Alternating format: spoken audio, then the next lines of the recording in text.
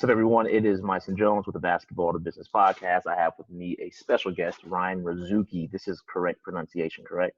Yes, sir. Yes, sir. Great, man. How are you? Doing well. Always good. Yourself? Zero complaints, man. Of course, at the time of this recording, we are going through COVID-19. So off rip, how is that affecting you, or how did it affect you in your training business? Well, obviously, it killed like 90% of my business, but you just innovate and you adjust and you figure out new ways to survive. Are you able to actually train right now? Yes and no. So obviously we have a stay-at-home order, so we're not supposed to be training and doing anything. A lot of people are doing house calls, Zoom calls, etc., things like that to do their training still. So before the stay-at-home order and when we had all the social distancing rules, I was just doing only private lessons, just one-on-one, of course, focusing more on shooting, less contact, etc. Now that they've made the orders more strict, I won't be doing any training now, so I'll just focus on all my online stuff. Got it. So for you, I saw your schedule, man. Before I go too deeply into that, can you give me more context, or give us more context into your background and when you entered the training space? Yeah. So I was about 15 years old, and my younger brother was playing AAU basketball, and he ended up playing for Jordan Lawley, if you know JLaw. I know JLaw. Yeah. So he played for Jordan, who was coaching the Rebels program. And me, just being a kid who loved basketball, I had a really good knowledge of the game. I wasn't the best player, but I offered to volunteer. I was like, hey, if you need an assistant, I'm more than happy to help. And he was like, yeah, of course. Who wouldn't want free help? So I just helped him out for maybe like about a year, 2 years or so. And then when I was about 16, 17, somewhere around there, he ended up leaving to pursue his training full time. So I just took over the team, which really made me mature fast because I was like a 17-year-old kid coaching like 12-year-olds. So the age gap wasn't too huge. So I learned a lot under him, coached them for like 2 years, which helped me to get my voice and to learn how to coach and teach. And then I went to college and they went to high school. So I ended up studying kinesiology. I broke my hand. I didn't play. Like I said, I was okay. But the more and more I learned, the better I got, right? And of course, it's always how it is. So a few of those players ended up doing private training with me. And then just from there, I slowly just kept building one person at a time, one club team at a time, one thing at a time. Then, you treat people right and you work your ass off, you'll be successful. So two things I'm curious to know. One, can you repeat your interaction with JLaw? How did you interact with him through this team? Was it his team? Was he a coach on the team? He was just a coach for the team. Yeah, he was just my brother was playing and I just walked up and I just said, hey, would you mind if I just helped you? Do you need some help? And who wouldn't say yes to that? So, I'm an extra body. I could set screens. I could pass it. I can move it. I know how to teach it. So he let me hop in and just help. And then slowly and surely, he couldn't be there anymore. So I started running all the practices and coaching all the games, and he trusted me a lot, and that meant a lot to me. So, he was comfortable leaving the program to me. What, for you, do you still have a relationship with JLaw? Oh, yeah, that's my guy. Yeah, we'll talk and text every now and then, but we're both like super busy, so it's tough. Right. How far away are you guys? I know he's in the San Diego area, but how far away do you guys? He's about an hour and a half from me up north. He's in Irvine. Okay. Got it. And when you were in college, you went to San Diego State, correct?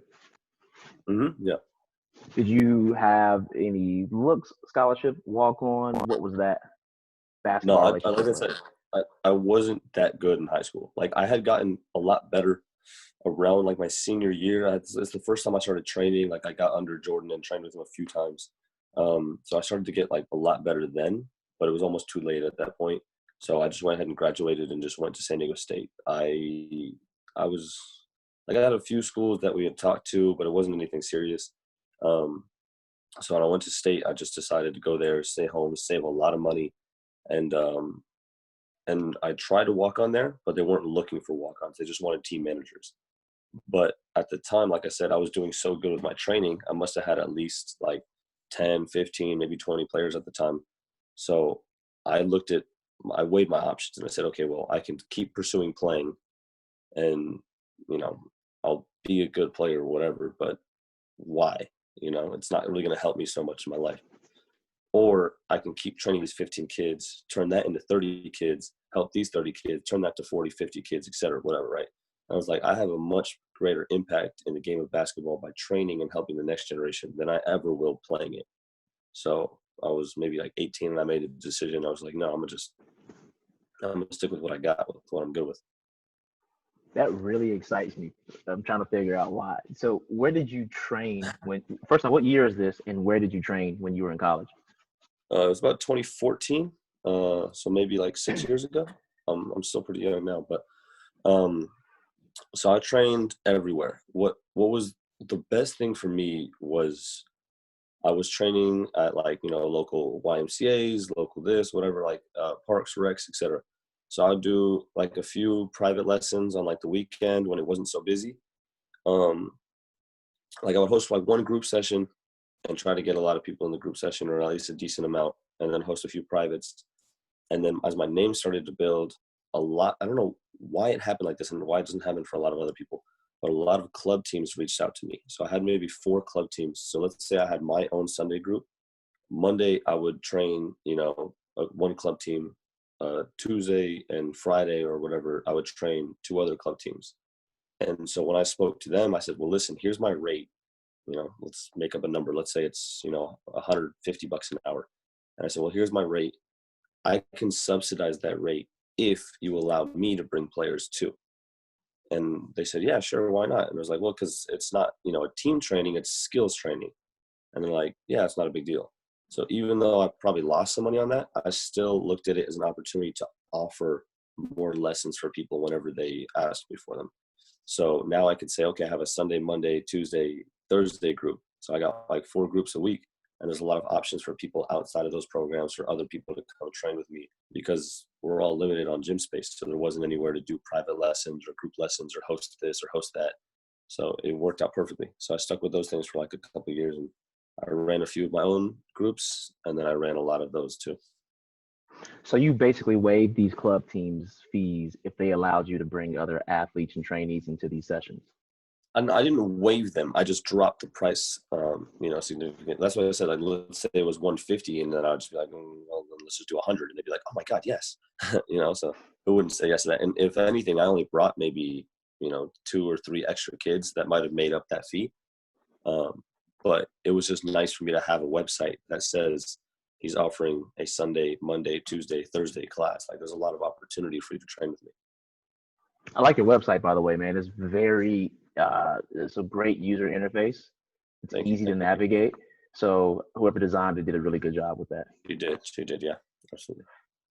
For you, what was the process like renting these gyms? I'm sure it was a struggle, as JLaw has said in our interview. I wasn't renting them, is what I'm saying. You know what I'm saying? The coaches and the teams for the club teams, they were renting the gyms. They provided the gym. They provided all the players. So I didn't have to rent out the gyms. Got you. Okay. Oh, I understand that now. I follow. I only ran my own lessons maybe once, maybe twice a week. Like before I got my own facility, I had my own lesson Sunday and Monday, where this kid had a kind of like a warehouse gym at his house. So obviously I just trained him for free. So I ran a Monday class at their place, and I ran my own Sunday class. And then the other classes I would run would be for the club teams. So let's say I was working with this club team and this club team. So I'd have 2 of my own lessons and then 2 at their facilities. But they all looked and felt exactly like my lessons. It didn't feel like there was a club team involved, because they would allow me to walk in and just train like normal. And I was just getting paid by the club and then getting paid by the drop-in fees as well. That's interesting. Depending on the area, the demographic, and what is socially acceptable, like you're saying, club teams down here in South Carolina, we'll call it AAU or development teams. But same thing, but we don't go year round. I call it club teams. Yeah, I call it club teams because a lot of them aren't under AAU. So I just say club teams because a lot of them do, non-AAU section tournaments and stuff.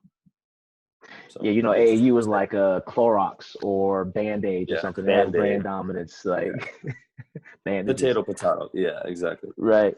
So they go year round though, correct? These club teams. Yeah. We go all year round here. All our club teams go year round. Well, the middle school does. The high schools don't. But the main focus is the middle school, the elementary school, because that's like the best thing in the world. Their schedules are easier to handle than the high school kids. More lifetime value too, right? You get them longer than the high school kids who are Yeah, taken away yeah. from the high I don't, school I don't teams. really care to get a ton of those no more. Yeah. I'm with you. So, man, I looked at before I go there, man. I'm jumping, but what is for you, Jordan Lawley, Drew Hanlon? I'm assuming who were those Mm-hmm. mentors that you had early on in the game that paved the way for you or helped you out? Man, yeah. My training story is kind of crazy. So I went to Costa Rica, and my parents had signed me up, and it was like a gift or something for like my graduation or something of the sort, and they allowed me to go to this basketball camp because I loved hoops. I was good, not the best. And I went out there and I got a chance to train with Gannon Baker, if you're familiar with Gannon. Yep. So then we talked to Gannon and we said, hey, listen, like you do an amazing job.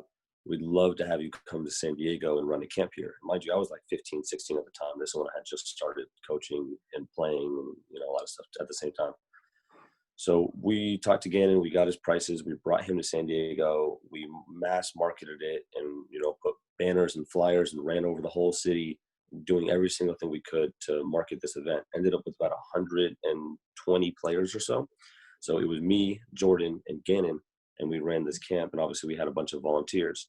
Next year, we brought Gannon again, and then brought Cody Toppert also, if you know Cody. He's with Memphis right now. He's probably the best basketball mind I've ever like spoken with. So maybe that was the next year. I'm not sure. Maybe that was the next year or 2 years, but we did that camp. And Cody and Gannon and Jordan, I mean, they kind of looked at me at that time. I must have only been like 17. They're like, whoa. Like, shit, you're the real deal, dude. Like, you know what you're doing. And so for me, that was a huge, like, stamp on my name where I'm like, yes, like, I've proven to my mentors that I'm a good trainer, that I have a voice, that I can teach, that I know what I'm talking about, etc. So Cody ended up giving me one of his pre-draft players to work with who was actually with the Milwaukee Bucks. So I got to train an NBA player when I was like 18 years old, which was really cool. And we built a relationship, so we still work with each other. Obviously, he liked to work out. And then we also brought Drew Hanlon for a camp. We brought Damon Altizer for a camp. We tried to bring Tyler Relf, didn't work out too well. Tried to bring Dribble Too Much, lethal shooter, didn't work out too well. But we brought Devin Williams twice, and that's a great relationship as well. So we just, like, every single year, or we'd run at least 1 or 2 camps. And oftentimes I would bring Jordan to do it with me. And so we would just run these like huge, massive camps. And eventually Jordan moved to Irvine. Of course, Devin goes back to LA or San Francisco. Damon goes back to Virginia. Everyone goes back to where they're from. And we always ran the camps in San Diego. So now all these kids are looking for someone to train with. It helps to build my name. When all the other trainers leave, they're going to end up coming with me. So a lot of running those camps really helped my business to thrive and my name to thrive. Man, that's awesome. So, were these House of Hoop camps, or were these driven camps? Were these Jordan Lawley camps? What was the title?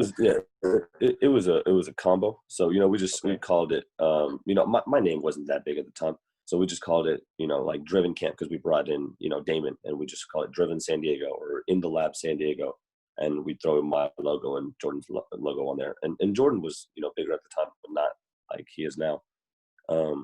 We call it, San Diego, whatever, like Elite Camp, hosted by Gannon Baker, Jordan Lawley, Cody Topper, Ryan Razooky, and just kind of threw some little resumes on there. But I mean, we worked our ass off and just put flyers all over the city, banners here, this, that, etc. What would you say are some of the greatest nuggets you've gotten from those names you just mentioned? Shoot, that's good. I wouldn't say it's anything that they specifically told me. I think it's just by watching them that I've learned the most. And so when I look at Gannon's teaching, the amount of passion that he has for the game is insane, because he's like screaming like with pure like he wants you to get better so badly. And when you don't, you can see how frustrated it makes him, because he really, really wants to get better. Then when you watch Jordan teach, he's so in tune with every single detail, like every single detail. So when you watch Cody, he cares so much about the game characteristics and how much it applies, and having you move off the ball and with the ball and this and that, et cetera, just being efficient with your movements and, putting you through a squeeze or putting you through a floppy or putting you through this or putting you through that. I took pieces of all those things. So I wouldn't say it's specifically something they told me, but if you ever watch me train, like I always start with some sort of game action. And I think a lot of that is due to Cody. So we'll always start with some sort of lift or drift or screen, or slip or pop or whatever, right? Some sort of game action to get the players moving. And then, like, I'm definitely passionate about it, like Gannon, but I'm more of an educator. So I love to teach the details. That's important to me. So you fall in that more of the game enhancement side? Do you really? Oh, 100%. Yeah, I like skill enhancement, but I'm 100% game enhancement. So you don't have the cones out there, not the rip cones. You don't have anything else like that out there that you use during your Here and youth there. sessions? Or? Yeah, no, I like tennis balls. I like, I like 2 balls. I like med balls. I like all that stuff. I think it's great. I just know that my area of expertise is game enhancement. However, because my gym is a little bit small, I mix in some skill enhancement because they're both important. I think if you get both of them, it's the best of both worlds. How large is your gym space again? You commented on the group. Shout out to the Facebook group, the Yeah. Basketball Trainer Mastermind, and for your engagement in that. So if you look at a half court, right, and you have corner to corner, out of bounds to out of bounds, and if you take the top of the key and you just cut off the very top of the key, so and you know how the top of the key is what, about 19.9 or 20 feet, maybe we're talking college line or whatever, but it's just cuts off the top of the key. So what happens is in one of the corners on one side, I have a hoop that'll allow you to attack downhill. So let's say it's like maybe 50 feet wide, which is a general width of a basketball court. You can attack downhill to that hoop. But for everything else, it's half court, and you're attacking from the wings or the corners and maybe the slot, but definitely not from the top of the key there. So you can get all the spots on the floor. You just got to switch baskets to do it. That makes sense. You have 3 goals, right? 4, actually. Yeah, 4 there's goals. another one. Yeah, 4. So I only use 3 at a time, 2 or 3 at a time, but it works out. How many shooting machines do you have? I've seen 3 or 4 in videos. 2 dishes. 2 dishes. Got it. And man, what's your philosophy with competition in the area? I'm sure there's quite a few basketball trainers in the San Diego area. Are you competitive when it comes to that, or do you not even pay attention to that? No, I kid it. No. So having a gym is way different than being a trainer. And this is why I said I love it, because I offer, you see my schedule, I offer about 25, almost 30 classes a week, not including my private lessons, not including when teams come in, so I'm easily over, whatever, like hundreds of hours a week in their training. So what happens is, let's say another trainer, you try to schedule a private lesson. Where the hell are you going to go, Myson? You're going to end up outdoors at a park, maybe it's too dark. You might end up indoors at a 24-hour fitness where you have to sneak in and people are playing at the same time you're training. You might end up at a life, you know what I'm saying? Like, you cannot get a private lesson anywhere. You call me and I'm like, well, I don't have any availability except for, these slot times because I'm super busy. But, if someone wants to do a private lesson, at least there's the option. Maybe there's a 3 p.m. right after school. Maybe there's a 9 p.m. after all the groups. Maybe there's maybe you get out of school early and you can get in there before all the group happen. Maybe you can come in on a weekend. Maybe you go early on the weekends or whatever. Like, there are times at least when you can come in and you can get a private lesson. Or if you're just like, hey, my kid wants to get better. Well, I have 4 groups today. I have 4 groups tomorrow. If they're not filled, you can sign up or you can drop it. Like, there is always somewhere something to do. Let's say that you play baseball, your practice got canceled. You know that you can go to the hoop house. It's open 7 days a week. Let's say you play soccer, practice gets canceled or moved. Well, guess what? You used to come on Tuesdays, your practice got moved to Tuesdays. Well, I have another class on Fridays that you can join. So being a gym owner is way different than being a trainer. I don't like private lessons suck for scheduling because at any moment of the day, a kid can just get sick, get hurt, and cancel your lesson. But if I'm hosting a group and you're paying a monthly membership to join that group, and you get sick or you get hurt, make it up another week or another time. Exactly. Like, you get one session per week, right? Yeah, exactly. Some do 1, some do 2. Then I can, like, you don't understand, like, my groups are probably some of the best groups ever because my gym is so small, so I keep it to about maybe like 10 kids maximum. But I also have like 2 or 3 other trainers in there, and we're all holding pads and we're drawing contact and we're teaching and we're moving, and it's fast paced. You get an incredible workout. And then when your group is done, you typically get a chance to do a shooting lab, which is just an opportunity to shoot. So now these kids are coming in for 2 hours of work where they do a ton of finishing, they're going through game actions, they're passing it, they're moving it, they're drawing a lot of contact, which helps things to translate. And they go through a lot of finishing and some mid-range game. They finish up the workout, we set up the dishes, and they shoot for another hour. So now you do skills work for an hour, shooting for another hour. You drew a lot of contact, you learned a lot, you improved your footwork, you got better. I mean, you do that every single week. That's the recipe. Are they being charged for the Dr. Dish session, the shooting lab as well, or is this something that you're Yeah, saying, hey? it's an extra. So they sign up for the special. Either you sign up for just the class itself, or you throw in the special. So it gives you like 4 extra classes for like $30 or so if you add the special on there. But it just makes sense to do it. Some kids do, some kids don't. So what's that process like from I'm using this gym that clubs have already rented out, they've already reserved, or this client has a warehouse that I'm using to either bootstrapping, saving up enough money to put money down on this gym I want to own, or taking a loan, or whatever that process looked like. What is that look like for you? What did it look like? For me, it looked like this.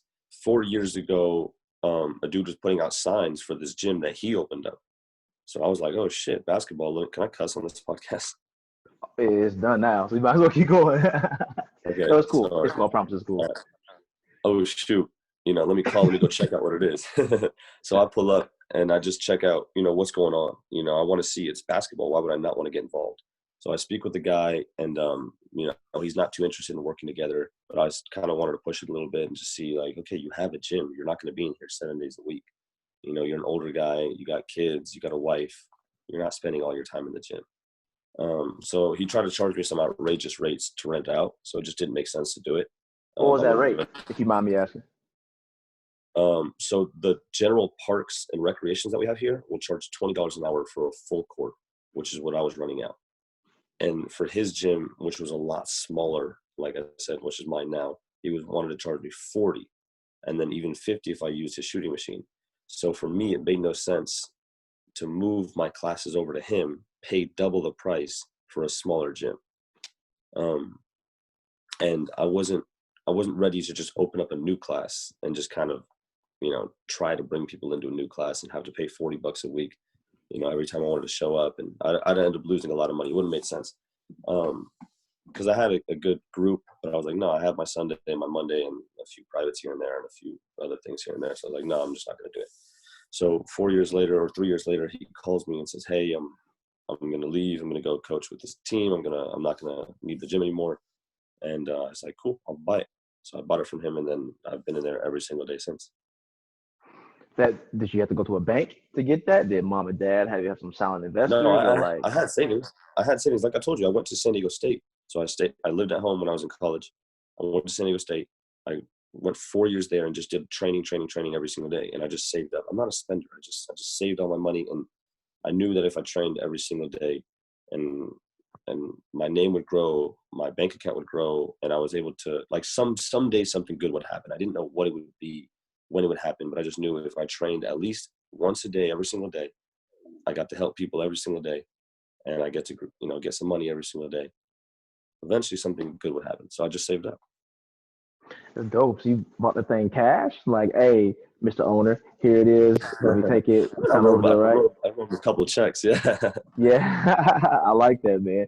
So with that, what would you say? Because I'm thinking San Diego, man, like the cost of living out there, I'm thinking it's definitely way higher than what it is out here, or more so along the East Coast or the Southeast. For you, would you say it's the cams, like the energy, the electrics, or what would you say your biggest expense is? The rent. The rent's the biggest expense. So there's a few things now. It started off with rent. So what I did is I opened the gym up in like March. And I was there daily by myself. The place started with about 7 classes. So I was there daily by myself, running private lessons, going to do my classes, and then I wouldn't leave until maybe like 8 or 9. And of course, like when you have a new place, you're trying to renovate, fix things, etc. So I'd stay there every day. I brought in my artists to do the murals. I called to get wall padding in. I painted all the walls. I did a bunch of stuff. So I was there like 15 hours a day for the first few days, just training, running my classes. Then I started to open up more classes, and it sucked because I started opening up so many that it would be like, okay, 5 o'clock class, 6 o'clock class, and there was no time to talk to the parents, to talk to the kids. I was like, hey, good job today. Boom, fist bump. All right, next class, come in. So it was so fast paced, which it worked. It just wasn't the best because there was so much less interaction with the parents and the kids, and I didn't like that.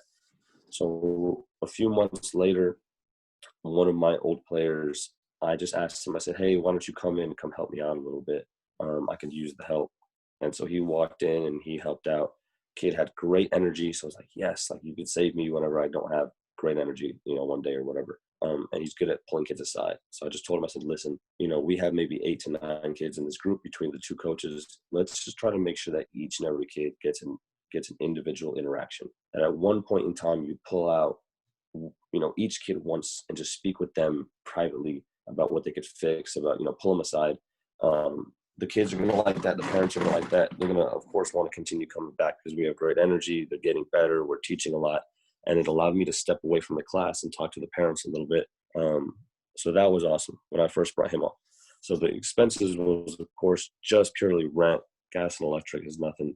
And anything else like that is nothing else. But then I added another expense, but it also helped me because I was like, okay, well, now I can open up more classes. So slowly and surely, I just kept opening up more and more classes. And then I brought in volunteers. So high school volunteers needed their hours, and I brought them in. So I was like, perfect, because now I have another body that can like hold the pad or catch a pass or set a screen that I don't need to hire someone for. I just have a volunteer that does the same thing that, I could hire someone for. But I was on pace now to start to allow some of my trainers to start to run my classes until this whole thing happened.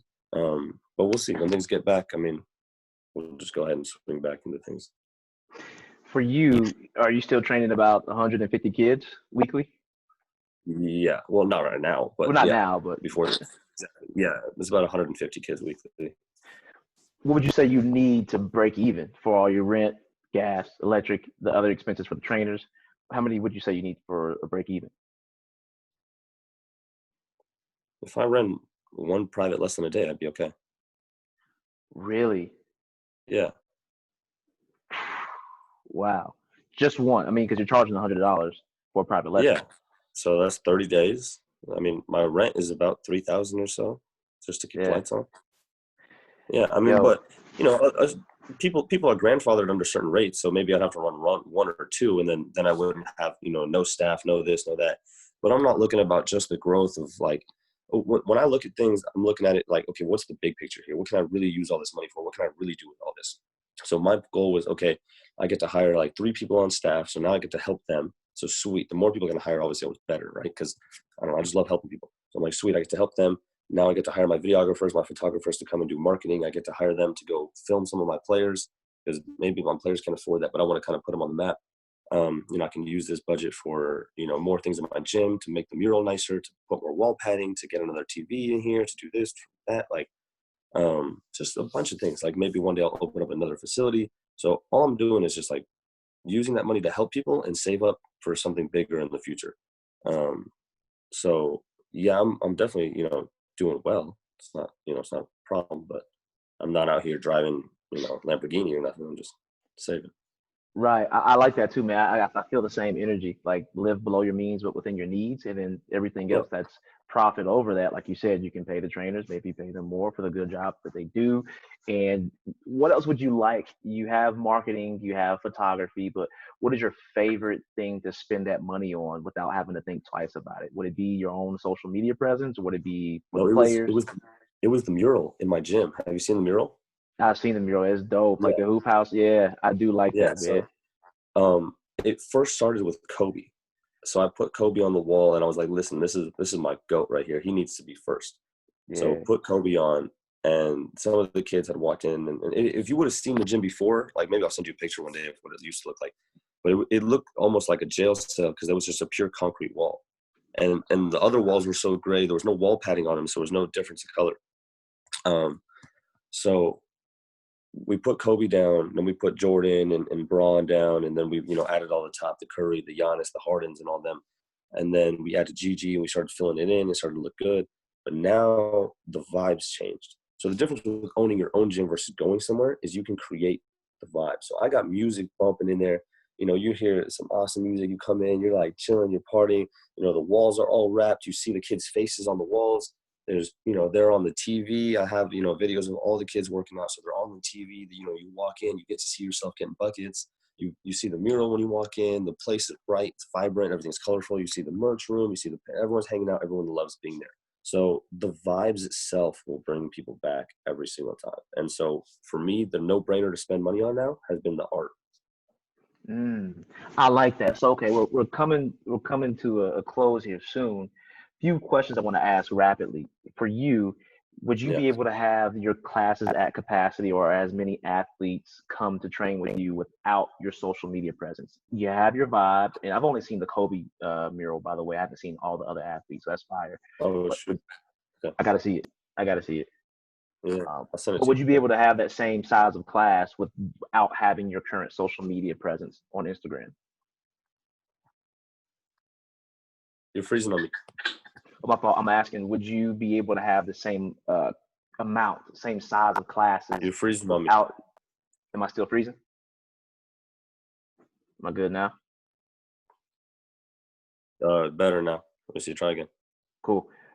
So without your social media presence, your Instagram following, would you be able to have the same size or fill your classes to capacity? Yes, but not as quickly. Um, so I don't think that my social media presence has like, let's say, if you, I mean, you can guess my social, like if I had 150 kids, you can guess maybe 20 or 30 of them came from social media, but a lot of them didn't. So the gym started with about 30 kids when I walked in there. Some stayed, some left. And then just because it was hard when you came into a new space and I didn't know how to utilize the gym yet or to utilize the space I had. So I had, it took me like a little while to learn when now things are way better than ever before. But it was different in that space to learn how to run classes and, to have other trainers and to have help and to have this, like now I've had people that come to my classes and they come one time and they just fall in love because there's so much contact, which kids don't get. There's so much focus on the details and the finishing and this and that, et cetera, that they don't get a chance to do. And there's a lot of accountability. So they love it. But no, my social media presence has really only brought me in maybe like 20 or 30 of those kids. I think it's helped a lot of kids to stay because when I post them on social media or when they get to see, like, oh, shoot, I'm working with this dude or this, like maybe that, there's some like, I guess, credibility factor where you'd rather buy this brand than this brand, not because it's better, but because it's more known. Um, I would say that I'm better, but I'm also more known. So it helps. It's definitely not the driving force behind my gym though, because a lot of the kids that come don't even have an Instagram or don't even have a YouTube channel or this or that. Like, so most of them don't even know, which is fine by me. And I don't need to be on a pedestal or something. I just want to walk in and high five and fist bump and handshake every single kid and scream their name and say what's up to every parent. Don't need to be any different. That's fine because you're really active on social, but from what I'm hearing you say, it helps more towards retention versus like acquisition of new clients. But you're It's half and active half. on I TikTok, get IG. yeah, I get the occasional parent or kid to DM me and just be like, "Hey man, I'm really trying to get in the gym with you," and I'm like, "Okay, here's my website. Go sign up." Like, you know.